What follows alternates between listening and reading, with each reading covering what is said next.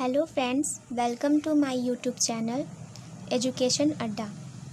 आज मैं आपके लिए सीटेट पर्यावरण से रिलेटेड प्लांट्स के कुछ मोस्ट इम्पॉर्टेंट टॉपिक्स लेकर आई हूँ, जिनसे रिलेटेड क्वेश्चन हर साल सीटेट में आपसे पूछा जाता है और फिर जिनको इसके बारे में नॉलेज नहीं होती वो इस क्वेश्चन को गलत करके चले आते हैं। तो आइए आज हम लोग कुछ मोस्ट इम्पॉर्टेंट प्लांट्स के बारे में जानते हैं।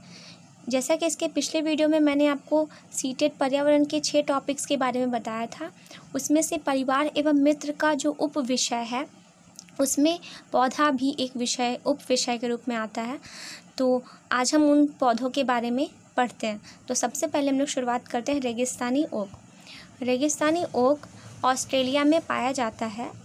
ऑस्ट्रेलिया के कुल भूभाग के सर्वाधिक क्षेत्रफल पर मरुस्थल का विस्तार है। इसे प्यासी धरती की भूमि भी कहा जाता है।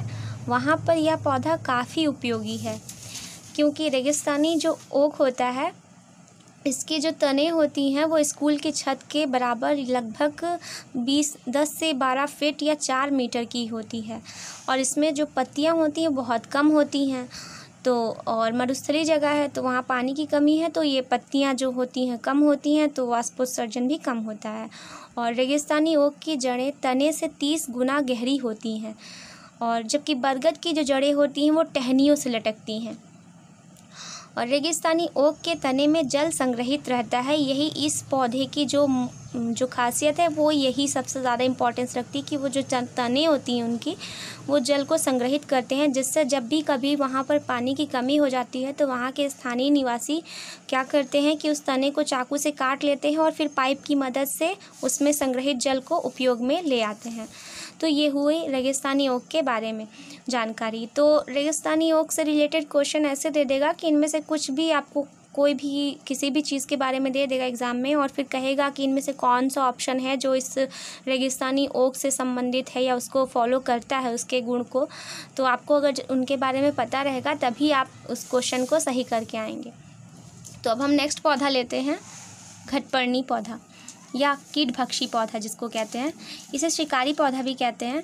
घटपर्णी जो होता है वह ऑस्ट्रेलिया, इंडोनेशिया एवं भारत के मेघालय राज्य में पाया जाता है। घटपर्णी को शिकारी पौधा भी कहा जाता है, क्योंकि जो यह पौधा होता है वो शिकार करता है, जैसे कि चूहे, मेढक हो गया या अन्य छोटे मोटे कीड़े मकोड़े होते हैं, उनका यह शिकार कर लेता है। और इसकी जो आकृति होती है वह लंबे घड़े के जैसे होती है, जैसे कि मैंने यहाँ पे कुछ आपको बना कर दिखाने की कोशिश की है कि यह कुछ ऐसा लंबा सा होता है इस टाइप का, और जो इसका जो मुंह होता है उसमें जो होता है वो ढक्कन लगा रहता है। ये जो ढक्कन है वो लगभग कांटे नुमा होता है। तो वो क्या करता है, इस पौधे में क्या खासियत होती है कि घटपर्णी क्या करता है कि एक मतलब कि पहले बात तो कांटों में ही कुछ कीट पतंग फंस जाते हैं, और जो नहीं फंसते हैं तो वो इस ढक्कन से एक विशेष प्रकार की गंध निकालता है, और जिससे सभी कीट पतंग जो होते हैं वो आकर्षित हो जाते हैं और फिर आकर के ये जो ढक्कन होता है उसमें बंद हो जाता है। जैसे उसमें कोई कीट बैठता है ये ढक्कन बंद हो जाता है और फिर वो उसके अंदर समा जाता है और यह पौधा उसका शिकार कर लेता है। तो इस प्रकार से ये जो होता है एक शिकारी पौधा है। और इस प्रकार के पौधे उन क्षेत्रों में पाए जाते हैं जहाँ पर नाइट्रोजन का अभाव होता है, क्योंकि नाइट्रोजन की कमी को पूरा करने के लिए ही यह पौधा जो होता है वह शिकार करने लगता है। कुछ अन्य भी कीटभक्षी पौधे होते हैं, जैसे कि ड्रोसेरा हो गया, निफेंथिस हो गया, यूट्रिकुलेरिया हो गया। ड्रोसेरा की जो आकृति होती है वो भी कांटे नुमा होती है। इन कांटों में ही वह क्या करता है, कीटों को और पतंगों को फंसा लेता है और फिर उसको खा लेता है। और इसमें लगभग 20 पत्ते होते हैं, कुछ इस आकृति का ही होता है। आई होप आपको समझ में आया होगा। नेक्स्ट टॉपिक लेते हैं, खेजड़ी। खेजड़ी जो होता है यह एक विशाल छायादार वृक्ष है। इसकी छाँव में स्थानीय बच्चे खेलते कूदते हैं। खेजड़ी राजस्थान राज्य के थार रेगिस्तान में पाया जाता है। खेजड़ी की जड़ें गहरी होती हैं और कम पानी में भी रह सकती हैं। खेजड़ी की जो लकड़ियाँ होती हैं उनमें कीड़े नहीं लगते हैं, इस प्रकार इसका उपयोग कई साल तक कर सकते हैं। इनकी जो फली होती है इनसे सब्ज़ी बनती है, इसका उपयोग सब्ज़ी बनाने में किया जाता है। और जो खिजड़ी की जो छाल होती है वो दवा बनाने में उपयोग की जाती है, और इसकी पत्ती जो होती हैं वो औषधि बनाने में उपयोग की जाती हैं। तो इसकी महत्ता को देखते हुए कि इसकी जो छाल होती है, इसकी पत्तियां होती हैं, इसकी जो टहनी होते हैं वो सभी उपयोगी है, तो उसको देखते हुए राजस्थान सरकार ने इस वृक्ष को राजकीय वृक्ष घोषित कर दिया है। अब हम नेक्स्ट आपको कुछ थोड़ा इम्पॉर्टेंट नोट्स के बारे में बताना चाहते हैं कि आप लोगों ने लाइकेन को सुना होगा। लाइकेन जो होता है वो एक सहजीवी पौधा है जिसमें कवक और शैवाल दोनों एक साथ क्या करते हैं, रहते हैं। जो शैवाल होता है वह क्या करता है कि प्रकाश संश्लेषण की क्रिया करता है, और जो हमारा वो कवक होता है वो शेल्टर का काम करता है। तो लाइकेन जो होता है इसको वायु प्रदूषण का सूचक माना जाता है। जब वायुमंडल में सल्फर डाइऑक्साइड की मात्रा बढ़ जाती है तो उस क्षेत्र में लाइकेन समाप्त होने लगते हैं।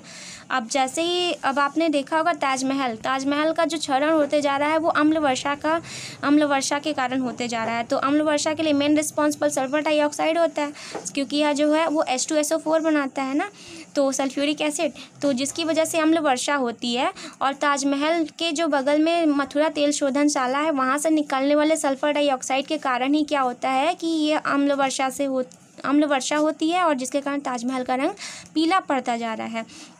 तो इसको पता कर लिया जाता है लाइकेन से कि उसके चारों ओर क्या लगा दिया गया, लाइकेन लगा दिया ताजमहल के चारों ओर, जिससे क्या होता है कि इससे पता चल जाता है कि हाँ अब सल्फर डाइऑक्साइड की मात्रा ज़्यादा हो गई है, क्योंकि उससे लाइकेन जैसे ही समाप्त होने लगते हैं तो उससे मतलब सल्फर डाइऑक्साइड की मात्रा का पता चल जाता है।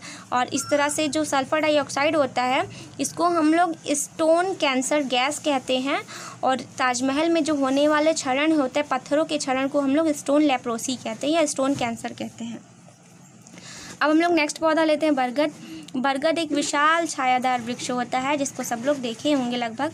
यह हमारा राष्ट्रीय वृक्ष है, और बरगद की जड़ें होती हैं वो दूर तक फैली होती हैं, और बरगद के तने से जड़ें लटकती हैं जो तने को सहारा देने का कार्य करती हैं। अब यहीं पे है कि थोड़ा सा बरगद और रेगिस्तानी ओक के बारे में कॉन्सेप्ट क्लियर होना चाहिए कि इसकी जो जड़ें होती हैं वो क्या करती हैं, लटकती रहती हैं, और इस मतलब कि जो जड़ें होती हैं वो तने के सहारे से लटकती रहती हैं।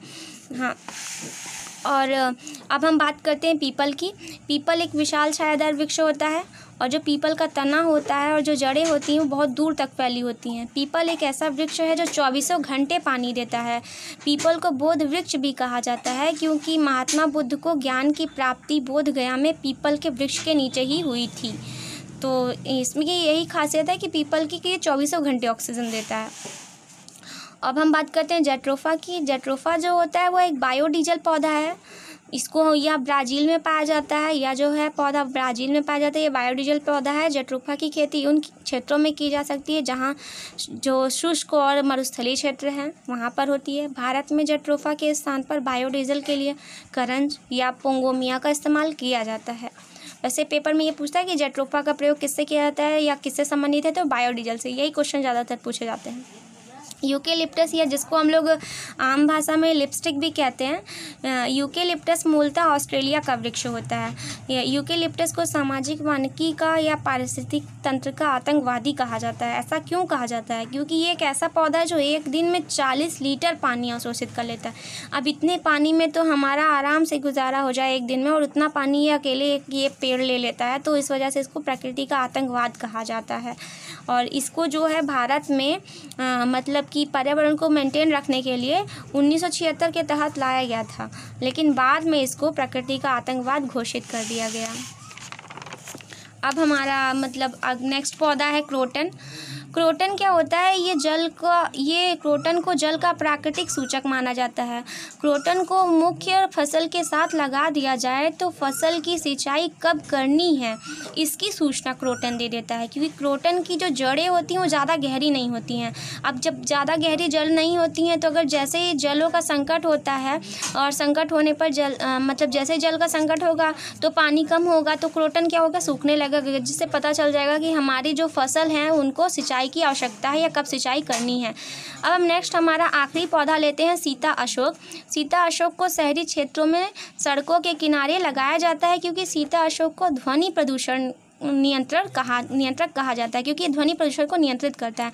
आप लोगों ने देखा होगा कि सड़कों के किनारे जो होते हैं वो मतलब कि पेड़ जो लगे होते हैं, बहुत सारे ग्रीन पतली पतली पत्तियां वाले होते हैं, उनको हम लोग सीता अशोक कहते हैं, जिनसे क्या होता है ध्वनि प्रदूषण को रोका जाता है। जैसे मोटर वाहनों से जो भी ध्वनि निकलती है उनको रोका जाता है। तो ये था हमारा आज का सीटेट का कुछ इम्पॉर्टेंट प्लांट से रिलेटेड टॉपिक। तो आपको कैसा लगा आप हमें ज़रूर बताइए, और हमारे चैनल को सब्सक्राइब ज़रूर कीजिए और लाइक और शेयर करना मत भूलिए। धन्यवाद।